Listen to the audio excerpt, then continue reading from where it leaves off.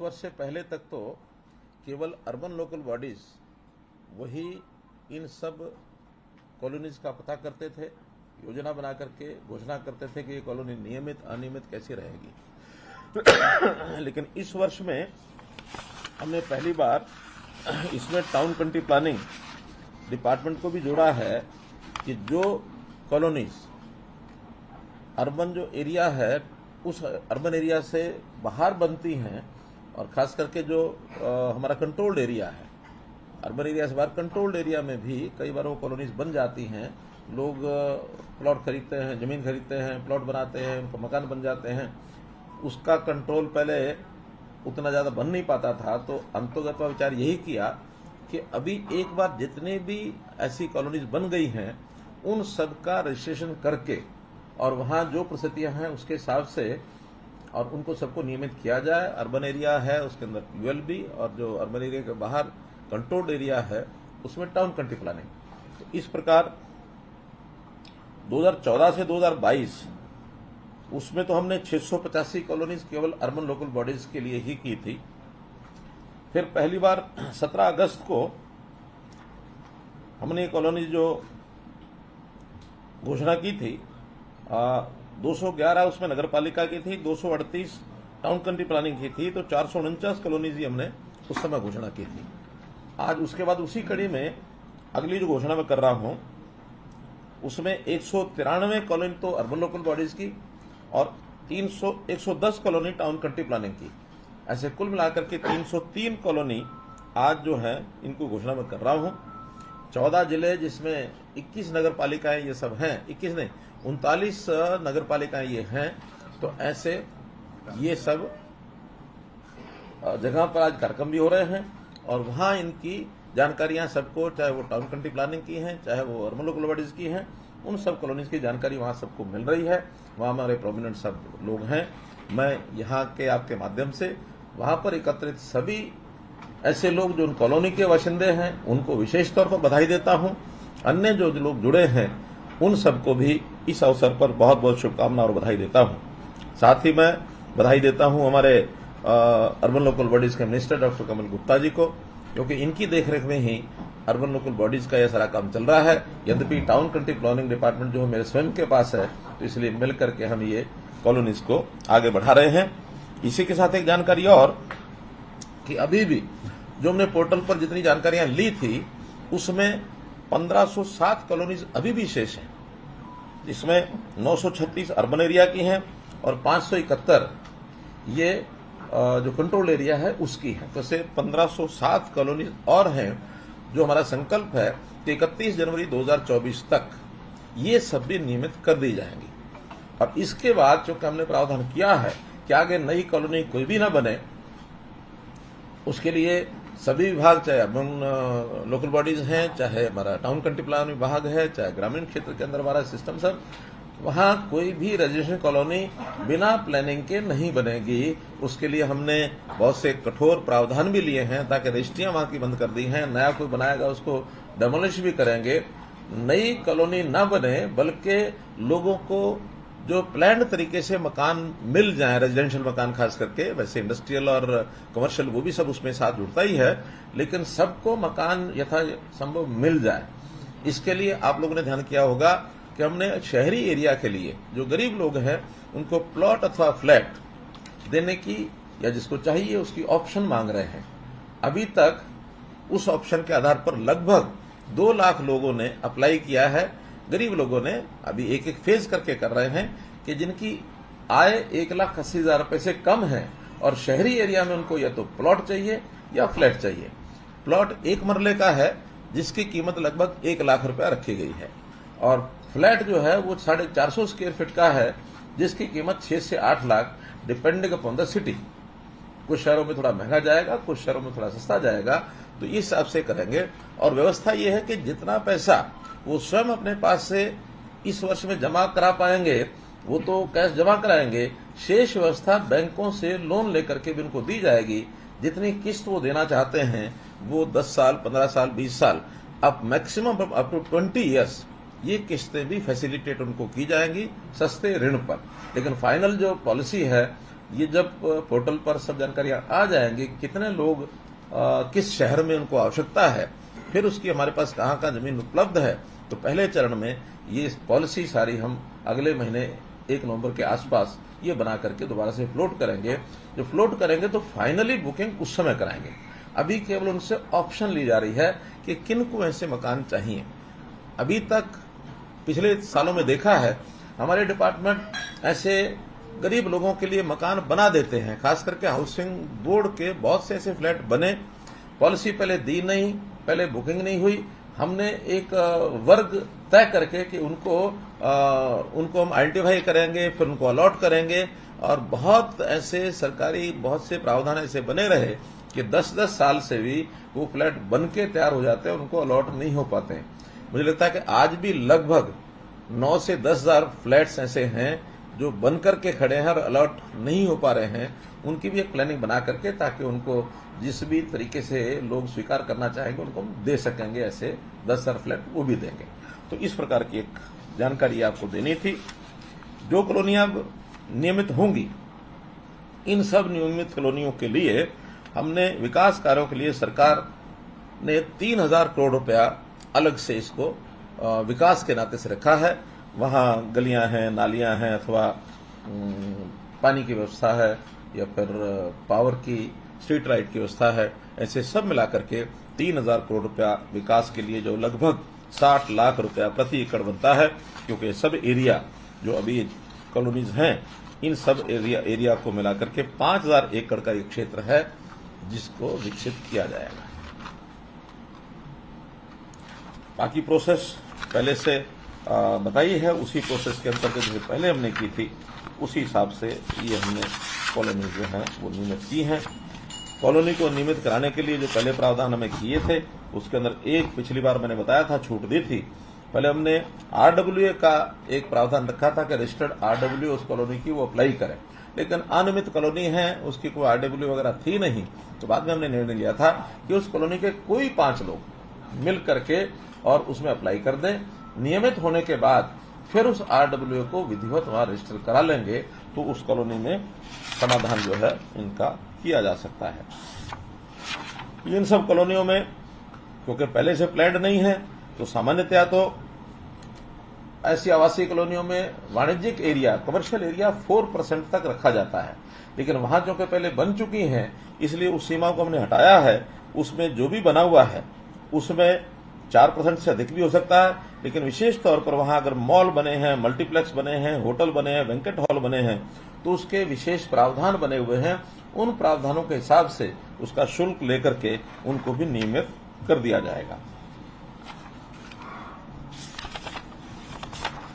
इसी के साथ जो संपत्ति कर है, प्रॉपर्टी टैक्स है, हाउस टैक्स, प्रॉपर्टी टैक्स, संपत्ति कर, जो भी उसको हम कहें, वर्तमान वर्ष में हमने इसको एक 15% छूट के साथ और लागू किया हुआ था, जिसका हमने उसको शायद 31 अक्टूबर तक 15 नवंबर तक इस वर्ष का वो बढ़ा दिया था। ये तो पहले से जानकारी हो गई है। एक जानकारी आज मैं और जो आपके साथ साझा कर रहा हूं कि बहुत लोगों के पिछले एरियर्स पड़े हैं, और एरियर्स में भी जब से हमने प्रॉपर्टी आईडी बनानी शुरू की है, तो उस प्रॉपर्टी आईडी के बनने के बाद सारी चीजें रेगुलराइज हो रही हैं। तो लाखों प्रॉपर्टीज ऐसी हैं जिन्होंने कई वर्षों का भी एरियर अभी बाकी है, प्रॉपर्टी टैक्स नहीं दिया है। अब चूंकि वो सारा निकल करके आ रहा है, बहुत साल पहले का तो हमारे पास रिकॉर्ड भी नहीं है, कुछ सालों का ही रिकॉर्ड है। ऐसे सबके एरियर्स पहले तो इंटरेस्ट के साथ भी था, क्योंकि प्राय जितना एरियर है उतना ही इंटरेस्ट भी है। वो उतना ही इसलिए है क्योंकि सुप्रीम कोर्ट का एक बंधन है कि जितना कोई टैक्स या एरियर बाकी है उस पर इंटरेस्ट और पेनल्टी उससे ज्यादा नहीं लगा सकते। अगर उससे ज्यादा लगाने की छूट होती तो शायद उससे डबल ट्रिपल भी ये हो सकता था। लेकिन जितना एरियर है उतना उस पर टैक्स और पेनल्टी भी है। तो आज मैं ये घोषणा करता हूं कि पिछला जितना भी एरियर है उसके ऊपर टैक्स और जो पेनल्टी है उस सारे को माफ किया जाता है, पूरा इंटरेस्ट और पूरी पेनल्टी, और वो लगभग 8000 करोड़ रुपया है जो माफ हो रहा है। इसका मतलब यह है कि एरियर भी 8000 करोड़ रुपए हैं। अब ये 8,000 करोड़ रुपए का डाटा वो केवल हमारे डिपार्टमेंट के पास, म्यूनिसिपैलिटी के पास है बना हुआ, और वो निकला है प्रॉपर्टी आईडी बनने के बाद। इसको भी अगर वो जमा कराते हैं अभी भी, तो जमा कराने के बाद उनको उस पर भी 15% की छूट सारे पर ही दी जाती है, अर्थात 120 करोड़ रुपया उस 8,000 करोड़ रुपए पर भी नहीं, 1,200 करोड़ रुपया। वही कहूं कि क्या उनके मुंह में जीरा हो गया था। 8,000 करोड़ रुपए पर 1,200 करोड़ रुपया वो भी हम छोड़ रहे हैं। इसके बाद भी विवाद हो सकते हैं, कुछ लोगों ने प्रॉपर्टी टैक्स भरा हुआ हो, डिपार्टमेंट में उसका एंट्री ना हो, तो ऐसे सबको एक प्लान बना करके उसके हम कैंप्स लगाएंगे। उसके लिए स्थान के ऊपर डिपार्टमेंट के लोग बैठेंगे, उस सारे एरिया के लिस्ट को बैठेंगे, सबको मैसेज देंगे, जिनके फोन नंबर्स हैं उनको फोन पर देंगे, जिनके फोन नंबर्स नहीं हैं उनको उनके रेजिडेंस एड्रेस पर लिख करके भेजेंगे, ताकि एक रूटीन बना करके डेली कितने लोग उन्होंने वहां करने हैं, तो एक जितना समय उस शहर के अंदर इन सबको हियरिंग देने के लिए लगेगा उसको हियरिंग देंगे, ताकि हम चाहते हैं विवादों का समाधान, जैसे हमने कार्यक्रम चलाया था कि पिछले विवाद जितने ज्यादा समाधान किया जा सके उतना लोगों को भी राहत मिलेगी, डिपार्टमेंट का भी सारा रिकॉर्ड जो है वो क्लीन अप होगा। आज तो पैसा आना कि नहीं आना है, लेकिन इस पिछले बोझ जो है एरियर का बोझ, इसको उठाते उठाते भी कई सैकड़ों लोग उसमें दबे पड़े हैं, तो इसलिए कम से कम वो राहत मिलेगी। और हम चाहते हैं कि जनता को राहत दे करके हम ज्यादा समाधान की ओर आगे बढ़ें। एक ये योजना आपके सामने मैंने रखनी थी। दूसरी घोषणा है हमारी पावर डिपार्टमेंट की।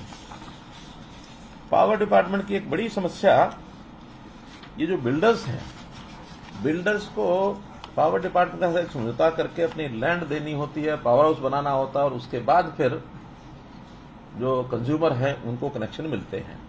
अभी तक की जो शर्तें रही हैं उसमें बिना उनसे जमीन लिए हुए भी, बिना पैसा लिए हुए भी, और वो बिल्डिंग बनाने का उनको छूट मिल जाती थी, बिल्डिंग बनाते थे, बाद में कंज्यूमर्स को कनेक्शन मिलते नहीं थे, फिर उनको जनसेट पर आना पड़ता था, और महंगी बिजली उनको, यानी जो बिजली शायद ऐसे फ्लैट में 5-6-7 रुपए का यूनिट होगा उनको 18-20 रुपए यूनिट भी भरना पड़ता था।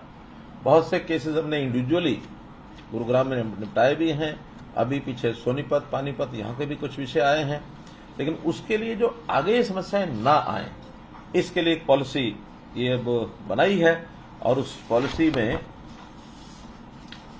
पहले तो उसके अंदर CRC, HERC उनको नियमावली अपनी बनाने के लिए कहा था डिपार्टमेंट ने, तो उन्होंने फाइनली ये नियमावली बना दी है, और वो नोटिफाई या तो आज करेंगे या कल करेंगे, लेकिन उनकी ओर 27 सितंबर को कर दिया सर, वेबसाइट पे देख सकते हैं। 27 सितंबर, अच्छा 27 को कर दिया। तो खैर उनसे बातचीत होने के बाद फिर उन्होंने इस पॉलिसी के लिए उनको कहा कि हम इसको क्लियर कर रहे हैं, आप इसकी घोषणा कर दें। उसमें नए पावर स्टेशन के बनाने के लिए उनको एक तो जमीन जो है वो कंस्ट्रक्शन से पहले देनी होगी, यानी जो हाउसिंग प्लान उसकी बनाएंगे उस प्लान से जमीन पहले देनी होगी, जो पहले कई बार नहीं दी जाती थी। दूसरा, जो हाउसिंग प्लान बनाने के लिए उनको जो परमिशन दी जाती है उससे पहले 50% पैसा जमा कराना होगा, अन्यथा वो शुरू ही नहीं कर पाएंगे। तो इतना सब करने के बाद कम से कम डिपार्टमेंट के पास जमीन आ गई, 50% पैसा आ गया। अगला 50% जो है वो 2 साल के अंदर या ऑक्यूपेशन सर्टिफिकेट देने से पहले ये जमा कराना होगा। तो 100% आने के बाद वहां पावर हाउस बनाना और उस सारे इंफ्रास्ट्रक्चर को खड़ा करके फिर कनेक्शन इंडिविजुअल हाउस को देने का काम ये डिपार्टमेंट का हो जाएगा।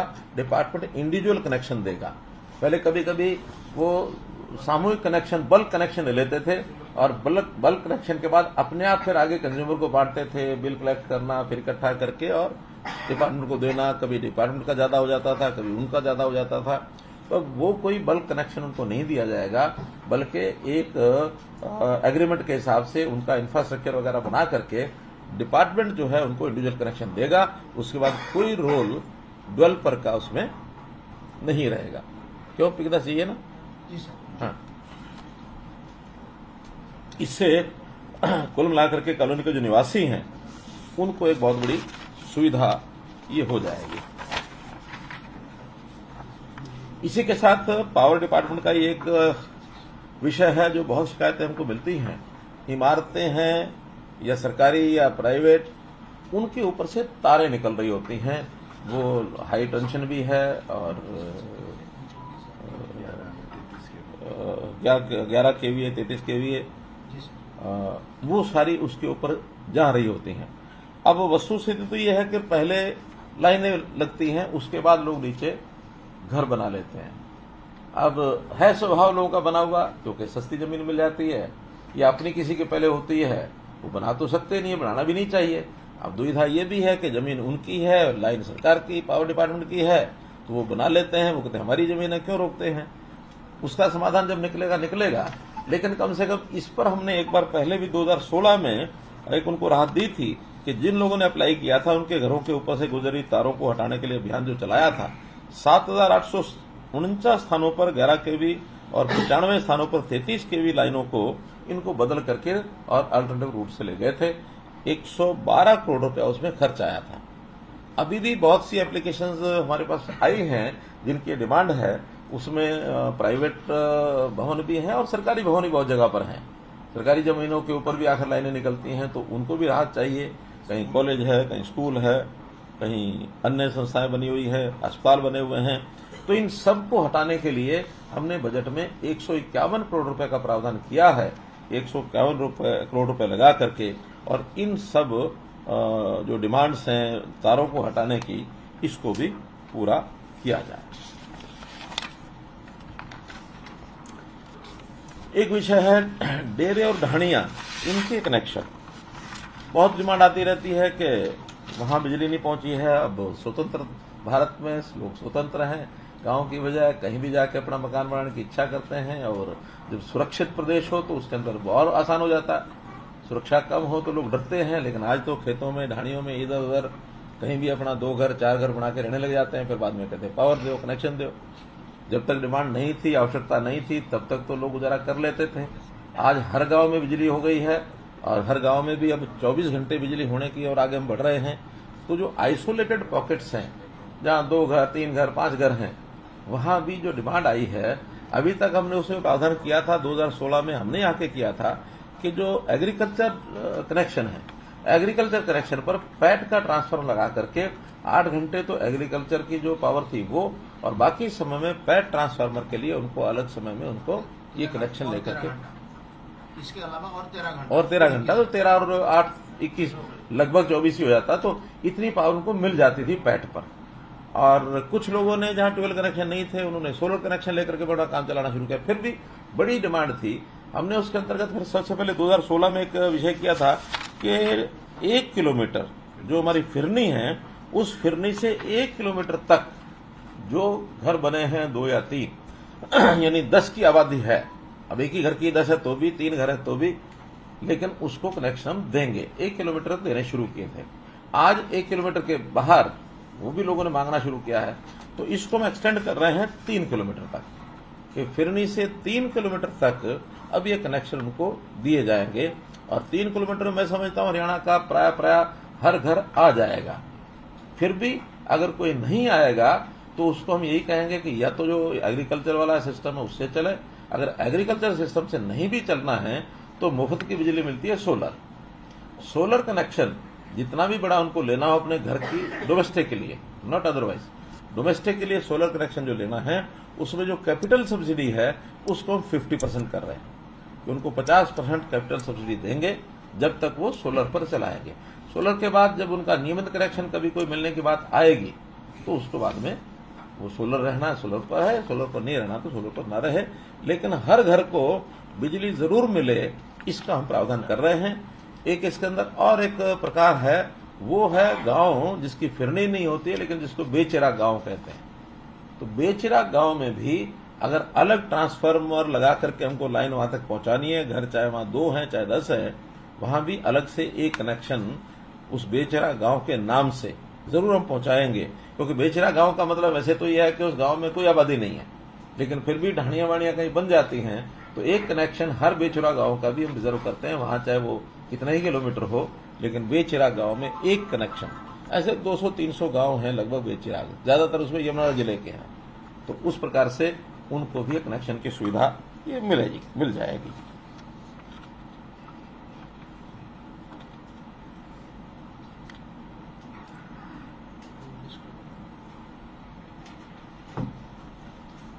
एक ये 150 मीटर क्या है, 300 मीटर 150 मीटर फिरने से उसको हम कनेक्शन चार्जेस लेके हाँ। ही लगा दें। पहले 3 किलोमीटर तक फिर चार्जिंग लेंगे वहाँ, हाँ, नहीं इंस्टॉल करेंगे। वही तो उसमें पहले 150 मीटर तक कोई चार्जेस नहीं लेते थे। जो सामान्य कनेक्शन देते थे उसी का चार्जेस था, उसकी इंफ्रास्ट्रक्चर का लाइन कनेक्शन ये वो नहीं था। उस 150 मीटर को 300 मीटर कर रहे हैं। लेकिन 300 मीटर के बाद जो LT-ST लाइन होगी उसका 50% पैसा ही लिया जाएगा कंज्यूमर से, बाकी 50% डिपार्टमेंट देगा। पहले पूरे का पूरा कनेक्शन का चार्जेस जो है वो 150 मीटर के बाद लिया जाता था। अब 150 से 300 मीटर कर दिया। 300 के बाद जितनी भी लंबी लाइन होगी उस खर्चे का 50% कर दिया, बाकी 50% निगम जो है वो वहन करेगा। यही ना?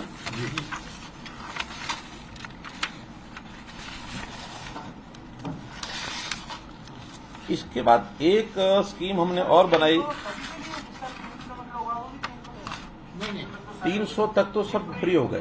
300 के बाद जितनी लंबाई होगी उस लंबाई में इंफ्रास्ट्रक्चर का जो खर्चा होगा, पहले तो पूरा ही लिया जाता था 150 मीटर के बाद, अब 300 के बाद जितना होगा उसका 50% लिया जाएगा। एक स्कीम और जो हमने शायद हरियाणा बनने के बाद पहली बार उसको शुरू किया, और वो था कि बहुत से ऐसे ट्यूबवेल कनेक्शन जिनकी डिमांड रहती थी कि हमारा लोड कनेक्शन बढ़ गया है, लोड बढ़ाओ।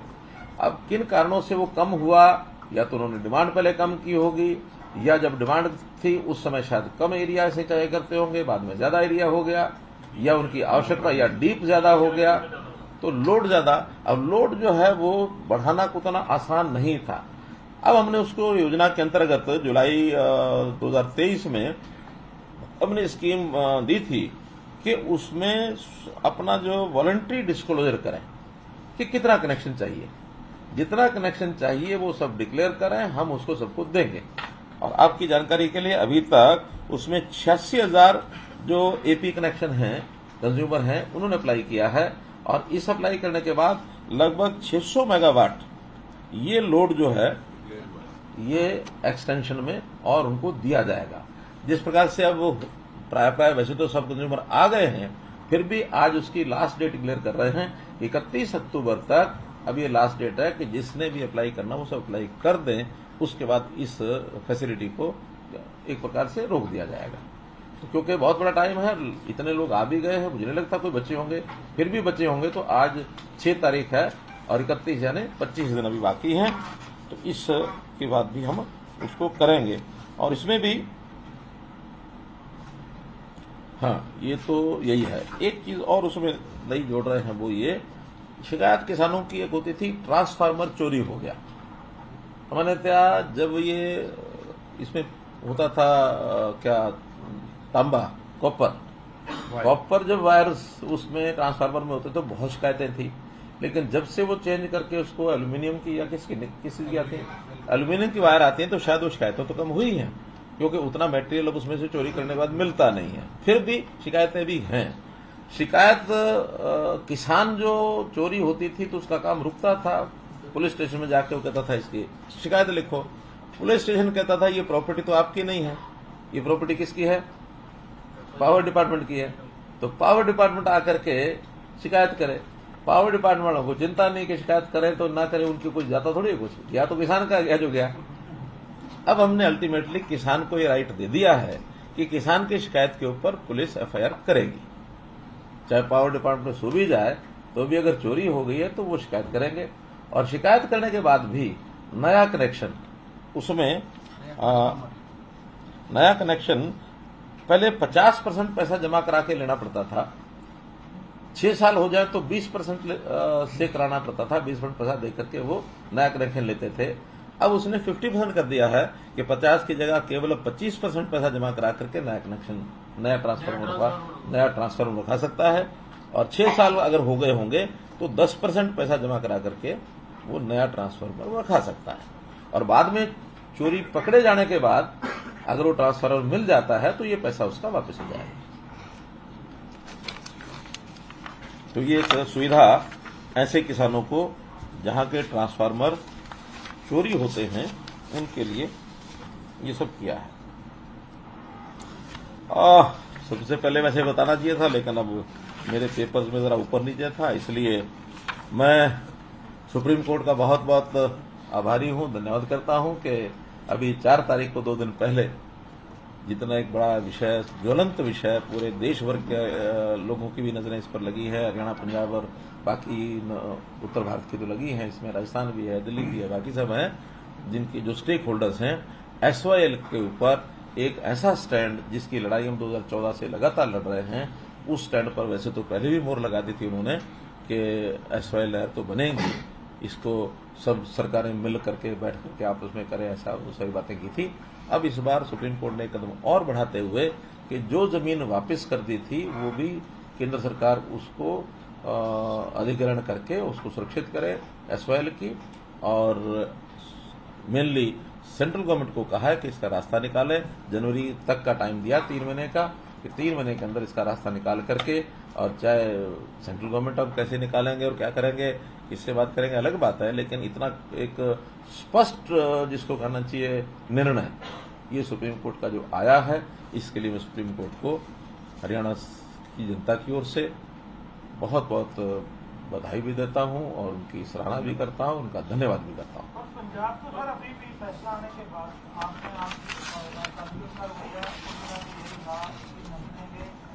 नहीं है, क्या आपको लगता है कि मतलब पंजाब के रवैये में कोई फर्क आएगा? देखिए, वैसे तो रवैये में फर्क आएगा कि नहीं आएगा, जब सुप्रीम कोर्ट का कोई निर्णय होता है तो रवैया उनके हाथ में नहीं है। अब रवैया तो सुप्रीम कोर्ट ने जो डायरेक्शन दिया उस हिसाब से करना ही पड़ेगा, लेकिन जिस प्रकार के गिरगिटी आंसू बहा रहे हैं उसका कोई अर्थ बचा नहीं है, क्योंकि अब वो दोनों तरफ इधर से उधर से खेलते हैं। या तो बात करते हैं कि हम हरियाणा के हितों का ध्यान रखेंगे, और फिर हरियाणा के हितों के खिलाफ पंजाब के लोग कहते हैं कि नहीं नहीं हम तो पानी नहीं देंगे। और दुर्भाग्य ये है कि एक कैसा मैच है उनका, फिक्सिंग है कि दोनों बातें वो पंजाब सरकार के आवास में बैठ के कर रहे हैं। पंजाब सरकार का MLA वहां बैठ के कर रहे हैं हाँ ये होगा, और पंजाब सरकार का वित्त मंत्री वो बैठ करके कहता हाँ पानी नहीं देंगे। अरे भाई, कहीं अगर आपने करना ही था तो हमें बताते, पंजाब के अगर हरियाणा के हित की बात करते तो हम उनको आम आदमी पार्टी वालों को कह देते कि भैया हरियाणा भवन के एक कमरे में आकर के कर लो, हरियाणा निवास में यहाँ कर लो, मेरे आवास पर कर लो, हमारा बहुत ऐसे सरकारी आवास हैं। तो ऐसे पंजाब सरकार के ही आवास पर बैठ करके उन्होंने सारे निर्णय करने हैं, तो निर्णय क्या करते होंगे, बीच में एक दीवारी तो है, इधर पंजाब की बात कर रहे हो, हरियाणा की बात कर रहे हैं। तो आम आदमी पार्टी का कैसा चेहरा देख ये आप ही देख रहे हैं, और इस चेहरा का कैसा चेहरा ये बना है, आप लोगों को एक बहुत बढ़िया प्रश्न ये मिला है, इस प्रश्न का उत्तर आप लोगों को पूछना चाहिए। मेरे से तो उत्तर आपको अपेक्षा नहीं होनी चाहिए, लेकिन जहां से उत्तर पूछना है वहां से पूछने के लिए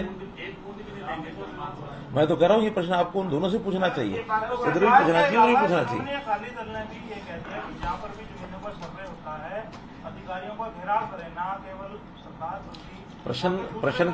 प्रश्न किसी पार्टी का नहीं है, एक सरकार के 2 चेहरे, 2 मुंही सरकार। प्रश्न तो ये है, वो तो पहले भी अकाली तो पहले भी ऐसे करे थे, वो तो एक स्टैंड अलग अलग है पहले से, आज का नहीं है। लेकिन एक ऐसे विषय पर एक ही आदमी यहां बैठता कुछ बोल रहा है, यहां बैठता कुछ बोल रहा है, ऑफर दे दीजिए उनको हरियाणा निवास की। तो मैंने तो अभी दे दी ना, और क्या चाहिए। पंजाब का सुप्रीम कोर्ट में आएगी, उन्होंने इस तरह किया था, उसके बाद भी नहीं लगवाई।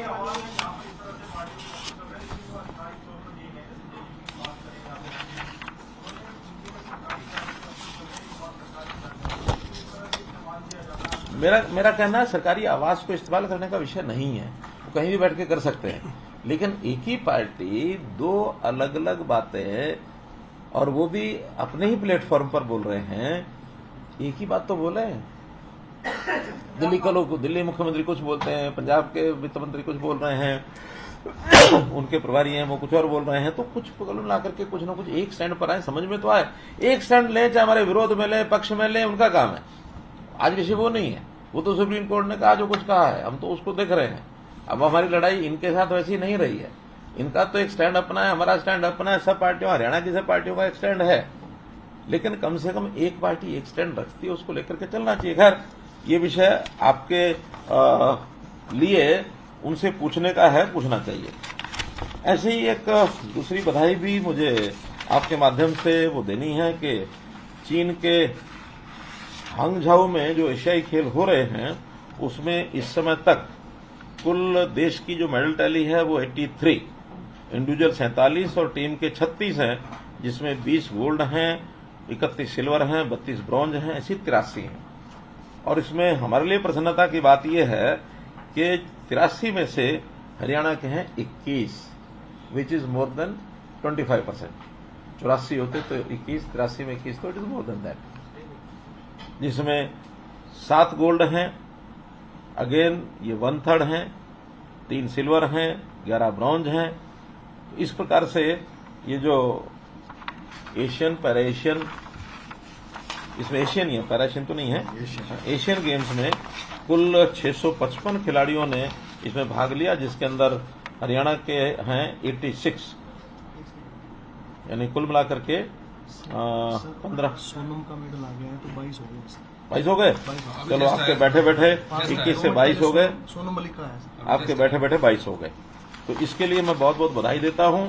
और ये जानकारी अपने को है ही है कि हमने इनको, जो गोल्ड मेडलिस्ट हैं उनको 3 करोड़ रुपया, और जो रजत है 1.5 करोड़ रुपया, कांस्य 75 लाख रुपया, और जो प्रतिभागी खिलाड़ी है जो नहीं भी कोई मेडल ले पाया तो भी उसको 7.5 लाख रुपया प्रति खिलाड़ी, ये उनको राशि जो देते हैं, जो कि मैं समझता हूं सर्वाधिक है पूरे, न केवल देश में बल्कि पूरी दुनिया में।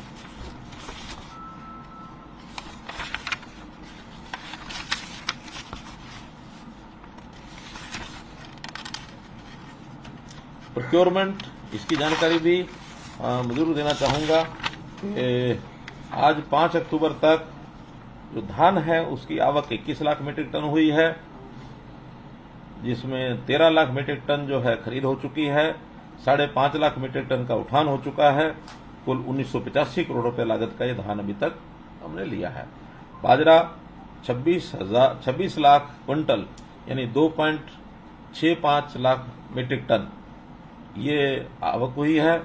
22 लाख क्विंटल खरीद कर ली गई है और 11 लाख क्विंटल इसका उठान हो गया है, जिसकी राशि 148 करोड़ रुपया ये बनती है। आपकी जानकारी के लिए कि बाजरा जो है ये पहले तो एमएसपी पर खरीदा नहीं जाता था, तो एक वर्ष ऐसा था हमने पूरे रेट पर यहाँ जो एमएसपी रेट है उसका खरीदना शुरू किया था 3 वर्ष पहले, लेकिन अच्छा अनुभव नहीं रहा क्योंकि उसकी स्मगलिंग राजस्थान से बहुत अधिक हो गई थी, जो हमको महंगे भाव पर लेकर के सस्ते भाव पर बेचना पड़ा, तो नुकसान ज्यादा हुआ था। उससे अगले 2 साल लगातार हमने भावांतर उभराई योजना दी कि जितना जिसका बाजरा है उसने बेचा है या नहीं बेचा है, रजिस्ट्रेशन के हिसाब से एवरेज 8 क्विंटल प्रति एकड़ के हिसाब से, और हमने उनको पहले साल में 600 रुपये, 450 या 650, 400 क्या था दोनों में, वो हमने भावांतर उभराई दी थी। इस बार एमएसपी 2500 रुपये है। हमने कमर्शियल जो परचेज है हैफेड ने 2200 रुपया प्रति क्विंटल करनी शुरू कर दी है, 300 रुपये प्रति क्विंटल के, और वो जिन्होंने बेची है उनको हम वो देंगे। और इसके बाद ये भी हमको एक परमिशन मिल गई है अब नेफेड की ओर से कि 2.5 लाख मीट्रिक टन हम प्रोक्योर भी कर सकते हैं। तो उसको करने के लिए कुछ दिन बाद वो फिर 2500 रुपये खरीदी जाएगी, उसमें फिर भावांतर उपाय योजना नहीं दी जाएगी क्योंकि पूरा 2500 रुपये का होगा। जो 2200 रुपये में खरीदी है उसको 300 रुपये देंगे, जो 2500 रुपये खरीदा जाएगा वो नहीं। कोशिश हमारी ये भी है कि हम 2.5 लाख से ज्यादा भी ये करा सकें। मेरी कल ही जो मंत्री हैं केंद्र में पीयूष गोयल जी, उनसे बातचीत हुई तो उन्होंने कहा कि हम विचार कर रहे हैं कि बाजरा थोड़ा और ज्यादा खरीदा जाए। अगर हमको और ज्यादा की परमिशन मिलती है तो ये 2.5 लाख से 3 लाख 4 लाख भी हो सकता है। अभी अनुमानत 6 लाख मीट्रिक टन फसल ये बाजरे की हरियाणा में इस बार होगी। बाहर के प्रदेशों से स्मगलिंग ज्यादा तो नहीं, लेकिन शिकायतें मिली हैं थोड़ी बहुत के बाहर 1900 रुपये रेट चल रहा है, वहां से लेकर यहाँ 2200 रुपये बेचते। हमने सख्ती की हुई है कि हमारा बॉर्डर्स के ऊपर सख्ती हो और वो उसको हम वहां से यहाँ ना आने दें, इस प्रकार का कार्यक्रम चला। आड़ती फिर आप उसको नहीं, आड़ती खरीदेंगे तो 2200 से ज्यादा खरीदेंगे तो खरीद सकते हैं। तो हम उनको 300 देंगे। 2200 अगर है तो 300 देंगे, 2200 ज्यादा बिकेगा तो फिर जो अंतर है वो मिलेगा। आड़ती वाला हाँ, आड़ती वाला भी मिलेगा, उनके पास जे फार्म होगा तो वो ले सकते हैं। और अगर कहीं रेट ही 25 से ऊपर चला जाए तो न लेना न देना। तो मित्रों, ये सारे विषय अब सभी जितने भी हमारे जुड़े हुए लोग हैं उनका बहुत बहुत धन्यवाद, बहुत बहुत आभार। और जो आज हमने 303 कॉलोनीज का जो घोषणा की है, उन 303 कॉलोनीज के निवासियों को बहुत बहुत शुभकामनाएं, बहुत बहुत धन्यवाद।